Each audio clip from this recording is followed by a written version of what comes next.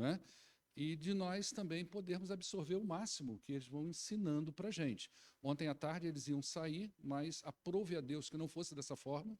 A chuva vem do Senhor, então por alguma razão Deus bloqueou eles aqui dentro, mas eles não perderam tempo. Teve um tempo de oficina, de ensinamento, né? Isso com certeza é algo maravilhoso.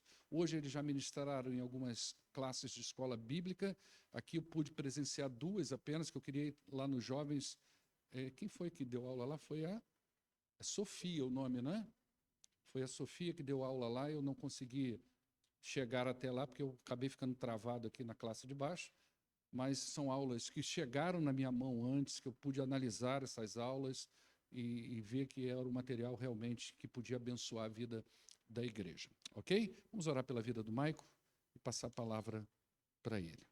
Pai, muito obrigado a Deus pela vida do teu filho, jovem, juntamente com a sua esposa e com essa turma maravilhosa que o Senhor enviou para cá hoje. Nós louvamos ao Senhor por isso. Pedimos que abra o nosso coração e a nossa mente, porque nós queremos absorver o máximo de nutrientes espirituais para o nosso crescimento, para o nosso desenvolvimento e principalmente, ó Deus, para nós fazermos aquilo que nós precisamos fazer enquanto salvos em Cristo Jesus. Em nome de Jesus é que oramos, hoje e sempre. Amém. Bom dia, igreja. Me chamo novamente de Michael, sou missionário com Palavra da Vida já há alguns anos e, como o pastor disse, eu tenho o privilégio de ser o líder aqui com esse grupo de jovens aqui do CLD. Isso é apenas um grupo dos 6 que nós temos no curso. Então, nós temos cerca de 80 jovens cursando conosco no curso do CLD, que é curso de liderança e discipulado.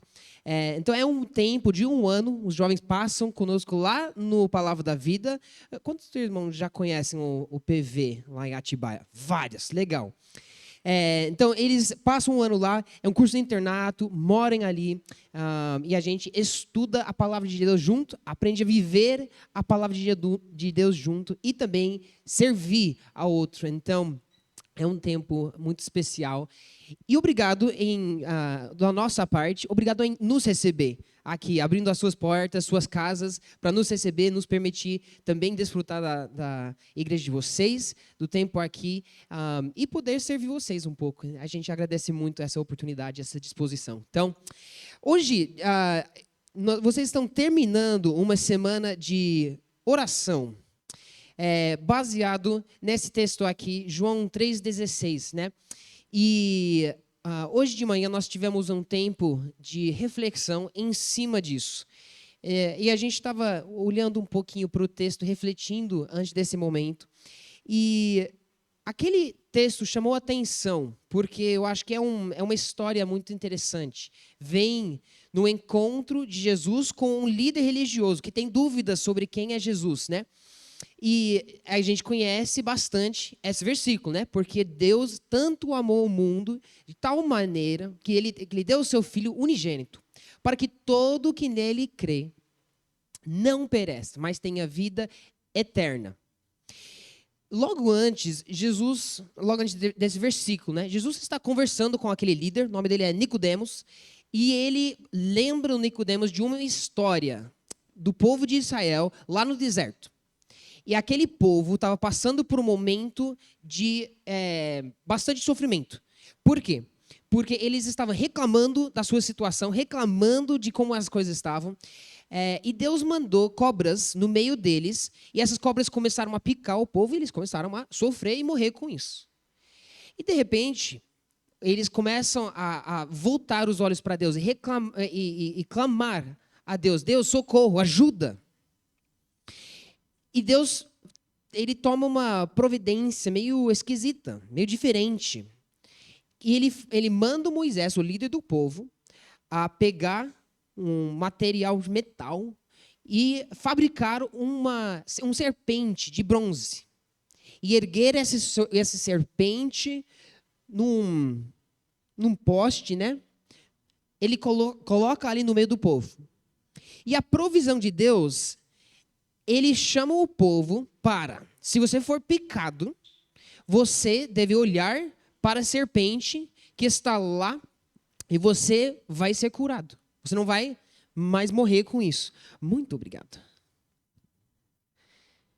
Você não vai mais morrer. Você vai ser salvo. E às vezes a gente é tão acostumado com a história que a gente não percebe quão estranha é a história, né? Qual deve ter sido a sensação daquilo de Moisés liderando um povo que está sofrendo com essa praga de cobras. E Deus manda ele fazer uma cobra. Mas Deus, como assim? Fazer uma cobra? Eu preciso de remédio, eu preciso de alguma erva aqui no deserto, eu preciso de alguma coisa que vai ajudar. Como assim, fazer uma cobra? É estranho. Eu imagino que deve ter sido estranho para Moisés. E também para o povo. Uma vez que Moisés fez e ergueu lá o serpente, deve ter sido estranho, eu imagino, para o povo. Entender que, olha, eu fui picado por uma cobra, eu preciso ir para o médico. E Moisés fala, não precisa, é só olhar aqui no negócio, vai estar tudo bem. E deve ter sido uma sensação de, mas não era isso que eu estava esperando, mas que estranho. Será que, será? Porque eu olho para cá e não tem, é só o metal. Será que realmente vai valer a palavra de Deus aqui? E é aqui que Jesus começa a trabalhar com Nicodemos, lembrando ele dessa verdade. Eu morri por você. Ou vão mandar o meu filho, ele não tinha morrido ainda, né? Mas Deus mandou o seu filho, me mandou. E quem crê no filho, ele vai ser salvo. Ele não vai morrer, não vai perecer, mas ele vai ter a vida eterna. E a gente sabe que um pouquinho mais para frente, o que aconteceu? É que Jesus foi levantado igual aquele serpente na cruz, e quem olhava para a cruz em fé fosse salvo. E é muito interessante, a mesma dinâmica de fé que o povo experimenta no deserto é a mesma dinâmica que nós somos chamados a experimentar em nossa vida. Como assim? Olhar para um homem que foi pendurado naquele cruz e eu vou ser salvo. Ter fé em alguém que morreu e ressuscitou 2000 anos atrás, será? Eu acho que para a minha vida eu preciso de uma outra solução. Eu estou passando por dificuldades no meu casamento, dificuldades no meu trabalho, dificuldades em lidar com tal pessoa. Eu acho que o que eu preciso é um conselheiro. Eu acho que o que eu preciso talvez é um remédio. E nada contra essas coisas. Deus também providencia. Mas será que nosso problema vai mais a fundo do que só as situações externas? Será que Deus, através de Jesus, proveu algo que vai para o nível do coração? Imagino que isso vai ser o que vocês vão conversar no retiro, né? De carnaval. Raízes profundas. A palavra que mexe lá com o coração. E eu queria contar mais uma história aqui que eu tenho estudado recentemente. E é uma outra história que sempre eu me fazia questão de umas perguntas, eu tinha dúvidas, coisas que não fazia muito sentido nessa história. Mas alguém explicou para mim como que faz sentido a história, o que Jesus está querendo dizer com aquilo que ele diz. E eu achei incrível, que tem muito a ver com o que ele fala aqui nesse contexto de João 3,16. Então, eu queria convidar vocês a abrirem suas Bíblias em Mateus 12, no versículo de 39.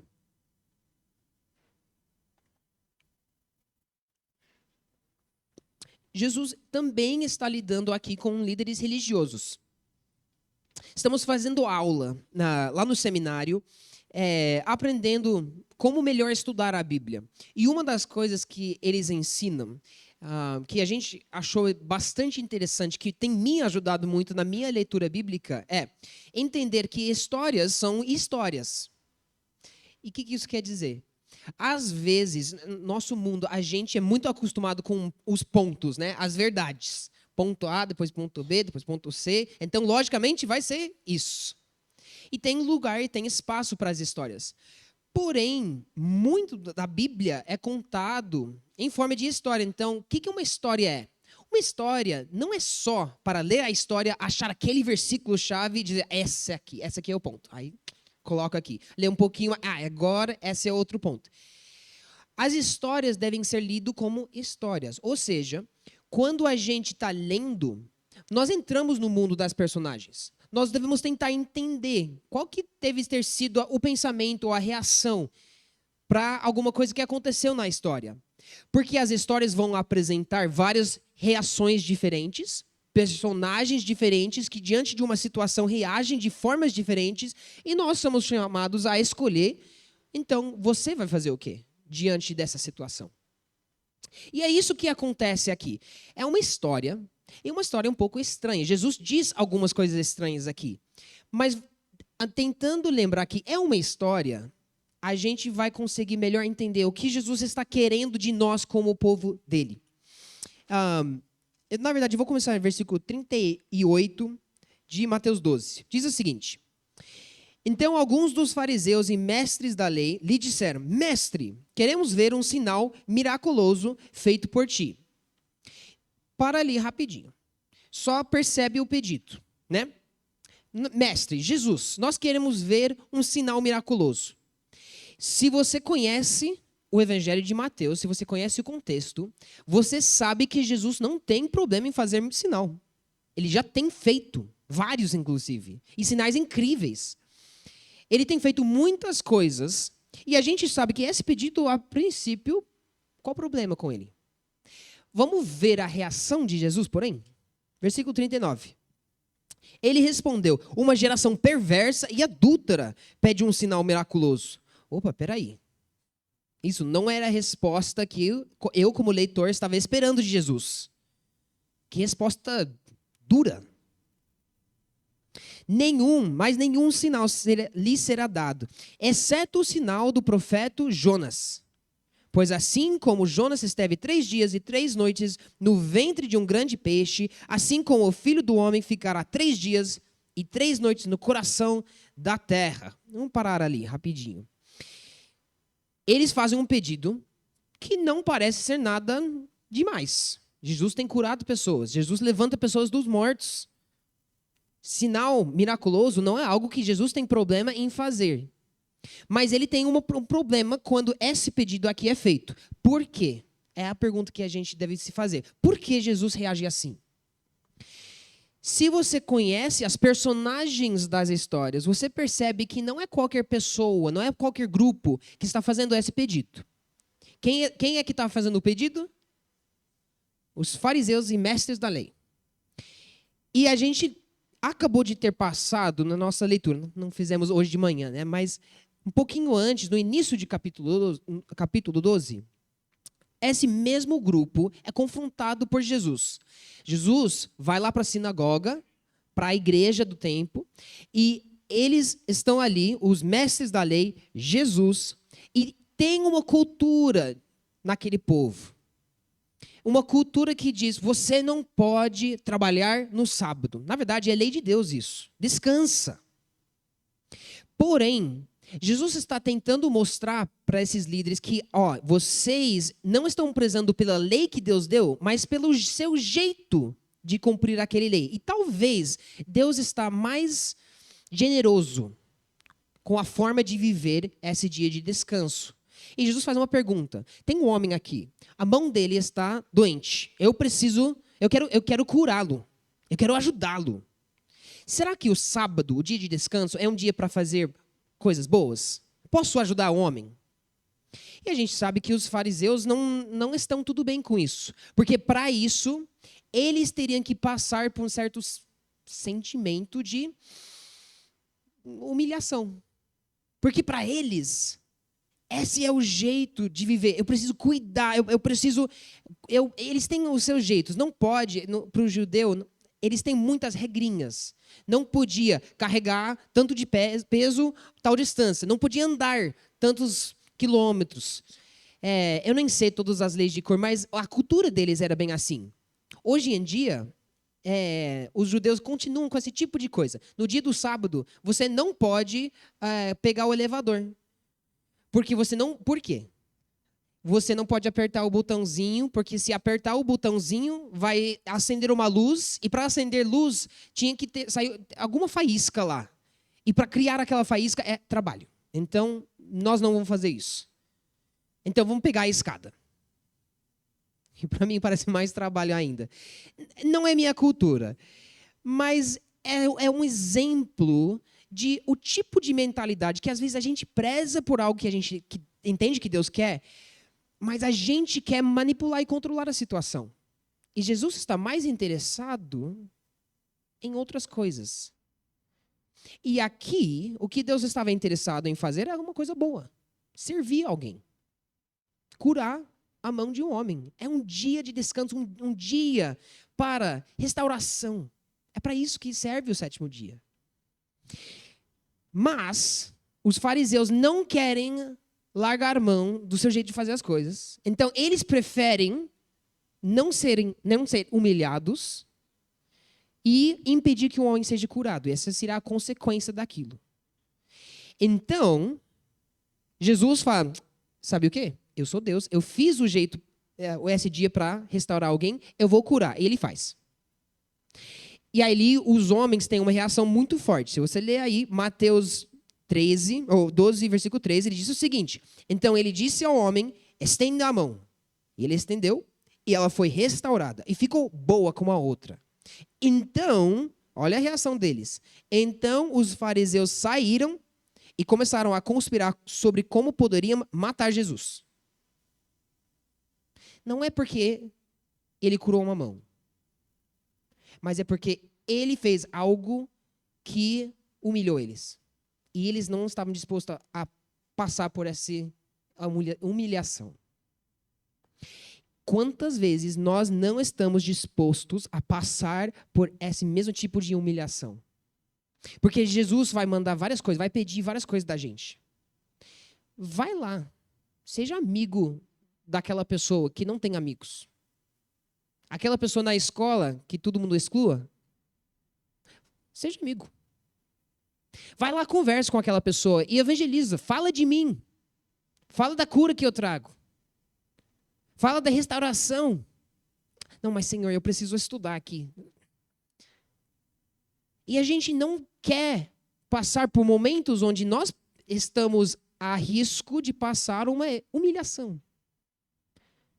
De até fazer coisas que vai engrandecer o nome de Deus, mas que vai diminuir o nosso próprio nome. A gente não quer isso, porque às vezes eu vou ter que admitir que eu estou errado. E não é gostoso isso. E às vezes, para fazer aquilo que Deus está pedindo, é tão estranho como olhar para um serpente. Não parece ter nada a ver.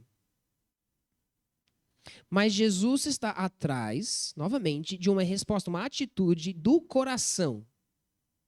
Não só um jeito humano de começar a fazer as coisas e ir atrás de uma vida que parece como a vida que Deus quer. Às vezes a gente faz isso, a gente cria uma cultura, fala, Deus gosta disso, Deus gosta disso, Deus gosta disso, e a gente vai atrás das coisas que a gente acha que Deus gosta, cria um jeito de viver,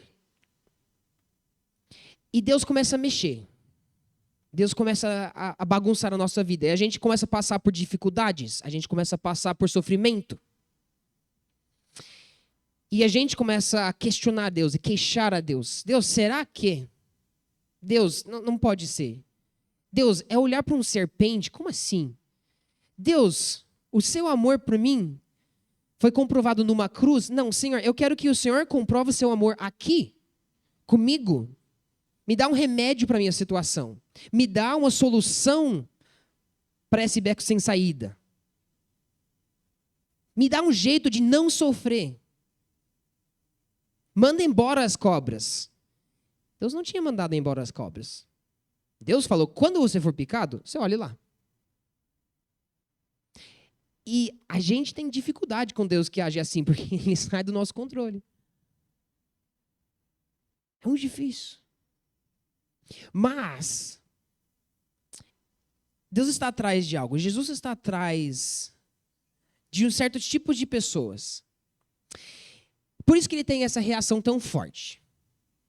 de vocês são uma geração perversa, adulto, que vocês querem a vida do jeito que vocês querem que eu mando embora as cobras. Mas se eu simplesmente digo, não vou mandar embora a cobra, a situação vai permanecer. Mas você pode olhar para a cruz e você vai estar tudo bem. Às vezes, essa fé é difícil para nós, mas é isso que ele quer. Vamos olhar para o sinal que Jesus dá, porque também é um pouco estranho. Ele faz assim, versículo 40.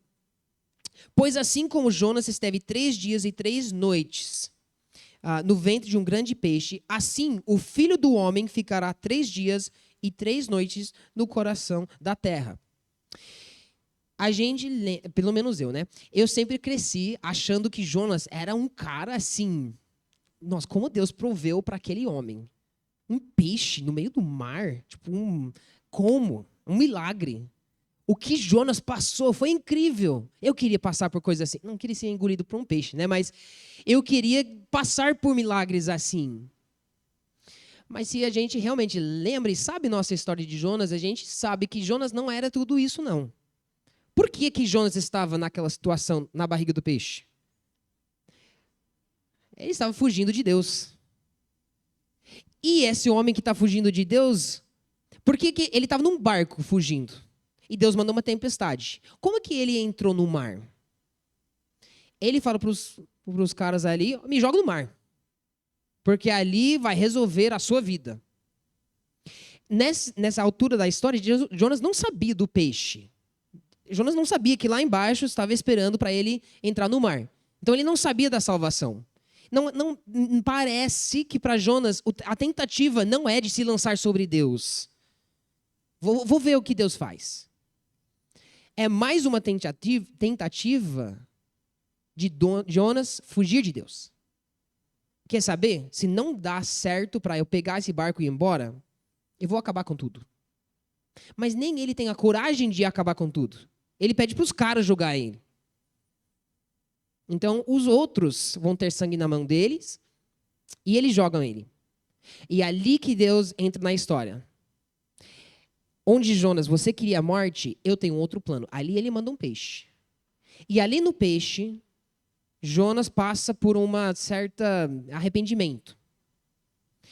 É um arrependimento meio nebuloso, né? Mas ele faz. Deus, o Senhor me mandou eu pregar para Nínive, então eu vou. Beleza, vou. Ele vai, peixe cospe ele na praia, ele vai para a cidade e ele prega. E a mensagem que ele prega também é estranha. Não é tudo que Deus tinha dito para falar. Ele só anuncia, daqui 40 dias vocês vão ser destruídos. Então, um profeta covarde, um profeta egoísta, e um profeta que nem quer de todo o coração fazer o que Deus quer. Ele vai lá e no seu coração ele quer que o povo de Nínive seja destruído. Ele até fala isso, né?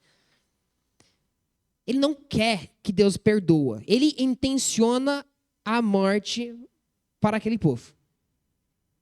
Muito parecido com os fariseus. Eles estão intencionando a morte para Jesus. E o sinal que Jesus lembra esse povo e fala, eu sou uma espécie de Jonas. Porque o que aconteceu com Jonas? No meio de toda a tentativa de meia boca que ele fez, o povo se arrependeu. Não por causa de Jonas, mas por causa de Deus. Uma situação estranha, uma situação cabulosa, difícil para um homem. E ele se rebela contra isso. Deus age no meio para, mesmo assim, trazer a vida para essa cidade enorme. E Jesus fala que isso é o sinal que eu vou te dar. Porque ele sabe, você não leu, mas no próximo versículo, acho que é 14 ou 15, diz que Jesus sabia que os fariseus queriam matar eles. Então, ele fala, mesmo assim, Jonas intencionando a morte, da mesma forma que ele queria isso e Deus trouxe a vida, quer saber? Vocês, na sua intenção de morte, vocês vão... Deus vai agir e ele vai trazer a vida. E como aquele homem estava no peixe, eu vou estar na terra. 3 dias, 3 noites, Deus vai trazer a vida. Vai ser um milagre. E, obviamente, eles não sabiam isso naquela hora, mas Jesus sabia o que ia acontecer. E ele confiava em Deus. E é um Deus que traz vida em meio a situações estranhas. E a gente continua lendo, né? Os homens de Nínive, versículo 41. Os homens de Nínive se levantarão no juízo com esta geração e a condenarão, pois eles se arrependeram com a pregação de Jonas. E agora está aqui o que é maior do que Jonas. Eles arrependeram. Eles entenderam. Eu fui picado por uma cobra, e a gente sabe essa imagem de cobra na Bíblia, né? Lá desde o Éden, vem aquela cobra enganando a gente, falando, vida é para lá, vida é o que você quer, vida é o que você pode fazer na sua vida para dar o seu jeito. E a gente sabe que isso leva à morte. E essa cobra foi levantada. Não sei por que Deus escolheu uma cobra para colocar ali. Mas colocou. Jesus também foi levantado. E aquele povo, os judeus, e nós, a gente, da mesma forma, picado por a cobra de morte, a gente pode olhar para Jesus. O sinal que Deus trouxe para falar, eu sou um Deus de vida. Você vai se arrepender? Você vai ser igual os homens de Nínive? Ou vocês vão ser que nem o Jesus, ou que nem os fariseus, não deixando que Jesus te traz situações que você não controla. Você vai tentar barganhar com Deus? Deus, prova-te. Deus, me mostra que o Senhor é Deus, para que eu não tenha como não crer. Não é isso a resposta de coração que Deus quer. Ele quer fé. Ele quer que a gente crê. Ele quer que a gente olhe para o Filho do Homem levantado igual serpente e sabe que assim Deus traz vida. Deus me trouxe a vida. Continuando, você vê algumas outras séries de personagens, né? Versículo 42. A rainha do sul se levantará no juízo com esta geração e a condenará, pois ela veio dos confins da terra para ouvir a sabedoria de Salomão. E agora está aqui o que é maior do que Salomão. Mais umas personagens aqui. A rainha do sul, Salomão. Um rei muito grande para Israel. E uma pessoa de longe na terra fez uma viagem de muito esforço, muito trabalho para ir lá e ouvir de Salomão. Para ouvir de uma bênção de Deus. E agora está aqui diante de vocês alguém maior do que Salomão e vocês não estão nem dispostos a dobrar o joelho e me receber com fé. Vocês querem me matar. E a gente tem uma outra jogada. Jesus está jogando para a gente várias respostas possíveis. Vocês vão ser que nem o povo de Nínive, arrepender ou não? Vocês vão ser igual a rainha do sul ou não? Vocês vão se deslocar para estar onde eu estou? Vocês vão chegar até mim? Nós vamos pular uma outra parte aqui, porque não tem tempo para entrar em versículos 43 e 45.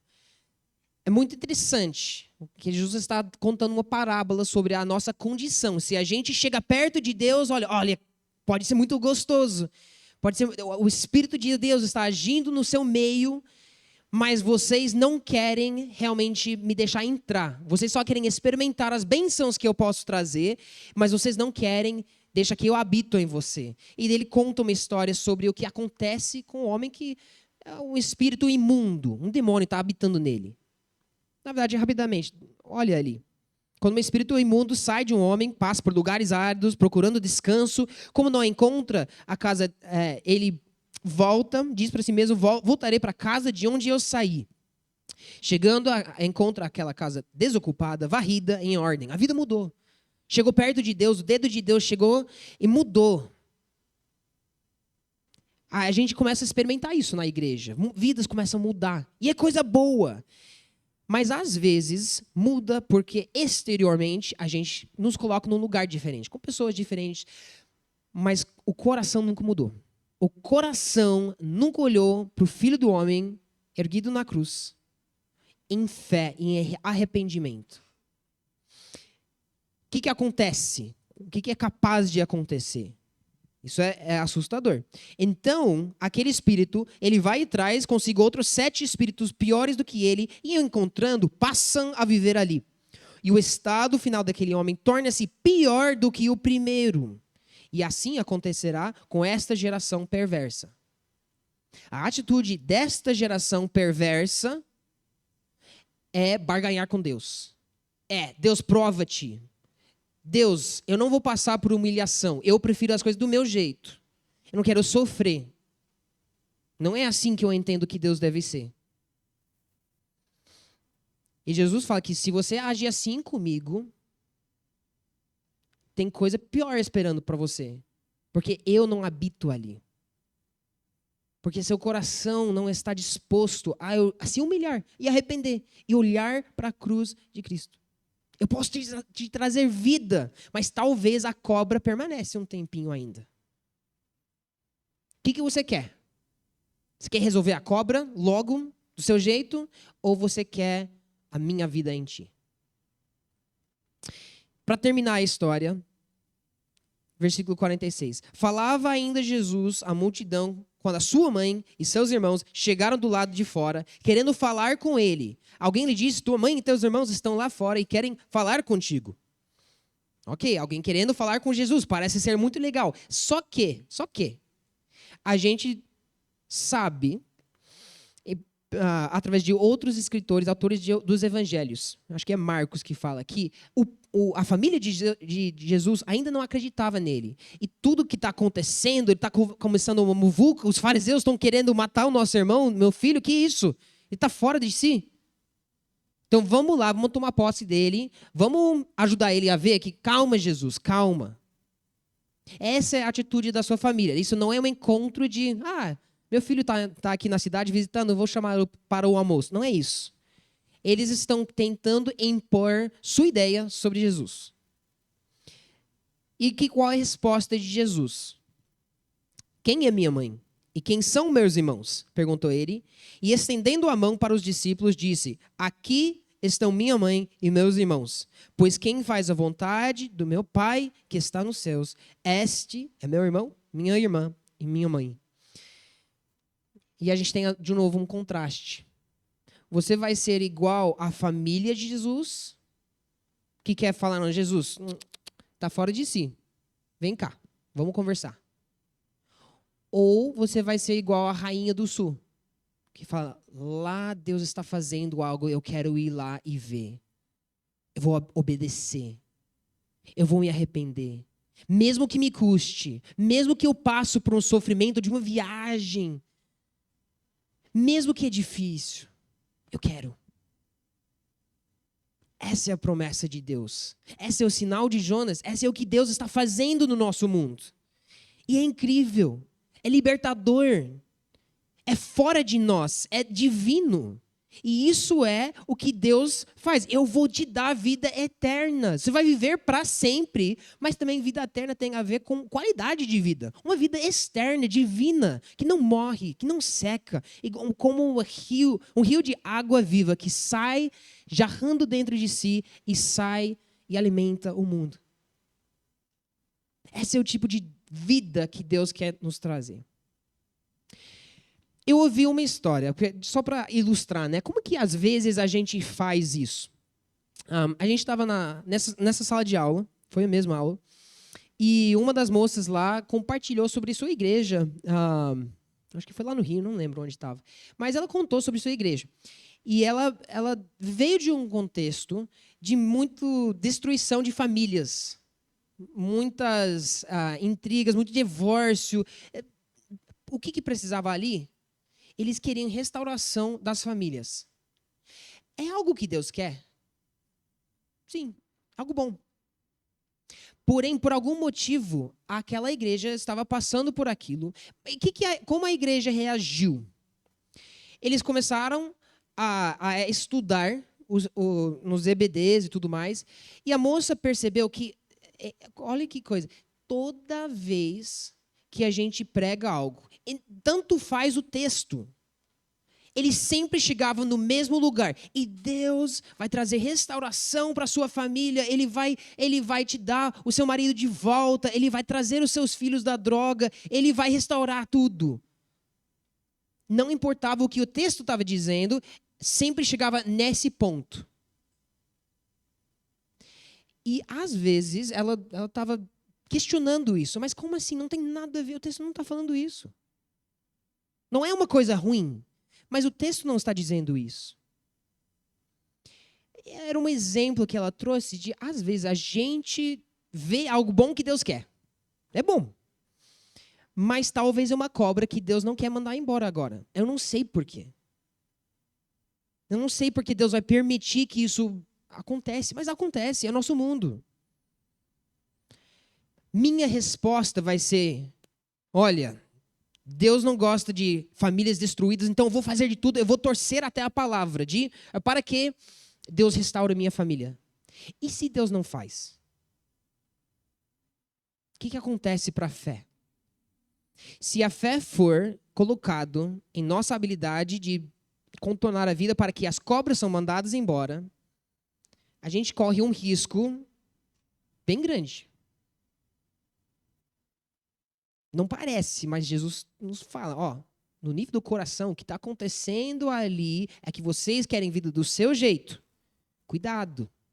É tipo um demônio que sai e vai voltar, e vai ser pior. Em vez disso, se humilha, arrepende, olha para a cruz, olha para um serpente, que talvez para você não faz sentido. Não tem conexão uma com a outra. Talvez você até pense sobre cruz, mas como assim? A cruz me traz vida? Deus fez assim. Deus fez assim. E no meio de um mundo que intenciona o mal, Deus é um Deus que intenciona a vida. Coloca sua fé nele. Coloca sua obediência nele. Esteja disposto a andar com esse Jesus. Por mais que te custe. Por mais que é difícil. Por mais que você é picado de vez em quando por uma cobra. Não desespera. Dói, eu sei. Por isso que nós temos gente por nossa volta para ajudar a gente, para sofrer juntos.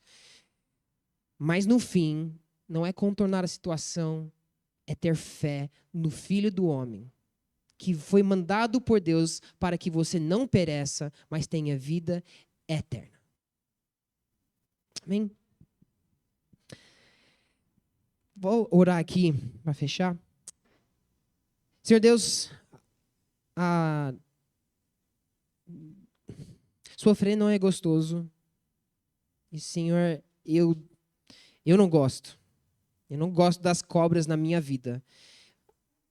E, Senhor, eu sei que todos nós temos. E, Senhor, existe uma tensão muito grande dentro do coração de cada um. De tentar mandar embora as cobras, de ir atrás de médicos, de entrar atrás de alguma coisa para curar a picada. Mas, Senhor, o Senhor mandou o seu Filho Jesus para resolver esse problema. Para que a gente possa reagir, responder em fé e crer. Crer que o Senhor age para a vida, por mais que eu passe pela morte. Por mais que Jesus passou pela morte, ele não foi poupado disso. Mas ele sofreu, morreu e depois experimentou um milagre. Ele experimentou a vida. Então, Senhor, nos traz vida. Que nós sejamos um povo marcado, não só por um exterior que parece bonito, mas, Senhor, um interior que tenha vida, que tem água viva fluindo de nós. Não porque nós colocamos isso, mas porque um dia nós dobramos o joelho em fé, olhando para o Filho de Homem erguido no Calvário e colocamos nossa fé e nossa esperança nele. Senhor, que seja a nossa atitude. Senhor, fé vem de Ti. Fé vem de Ti, é Tua obra em nós. Então, nos dá, Senhor, nos dá que a gente possa receber essa bênção do Senhor e assim experimentar a vida. Isso que eu peço, Senhor, em nome de Cristo. Amém.